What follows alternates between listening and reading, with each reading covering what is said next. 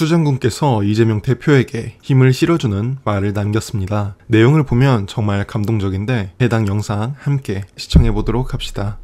아마 이재명 대표의 단식이 사실은 좀 놀랐을 것 같습니다. 이재명 대표가 단식을 안 했더라면 저는 대통령은 군 통수권자예요. 한마디가 명령입니다. 그러면 대통령이 영장 쳐 그러면 영장 치는 거예요. 구속이 됐을 것 같아요. 저는 박정훈 사단장이 수사단장이 그런데 영장 기각된 것은 저는 이재명 대표가 단식을 했기 때문에 만약 저렇게 자물쇠를 박정훈 수사단장의 입에 재갈을 물리기 위해서 영장을 발부를 했다 그러면 이게 기름에 성냥불을 긋듯이 그런 효과가 될까 봐 저는 영장이 기각됐다라고 생각하거든요. 저는 이 한 조직에서 검사 동일체의 원칙보다 군의 명령 체계라는 게 더 비밀스럽고 그죠? 개인이 항변하기가 어렵고 밖에다가 알리기가 어렵잖아요.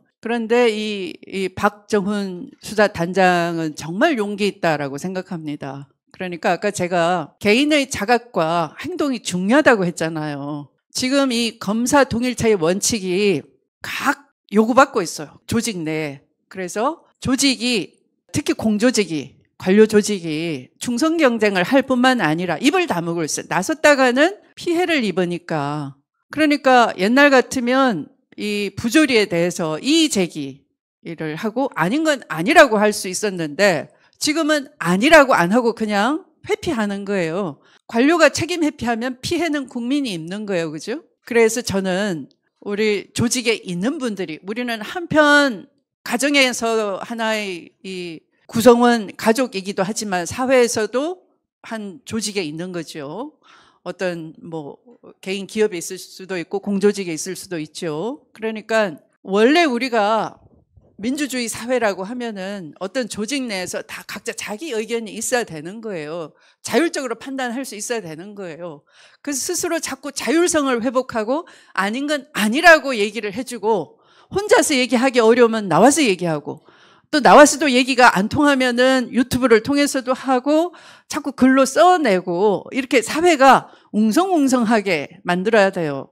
제일 겁내는 게 웅성웅성한 거예요. 그래서 자꾸 획일화시키고 겁을 주고 공포를 불러일으키는 건데 그 공포를 이겨내는 건 혼자 못 이겨내는 거죠. 침묵으로는 못 이겨내요. 그래서 나와서 자꾸 얘기하고 이렇더라 얘기하고 그러니까 제2의 박정훈이 자꾸 나타나야 되고요. 그 박정훈 대령이 용기를 가지게끔 여러분들이 자꾸 응원해주고 응원의 글을 메시지를 자꾸 내보내야 되는 거예요. 앞으로 이후로도 그죠?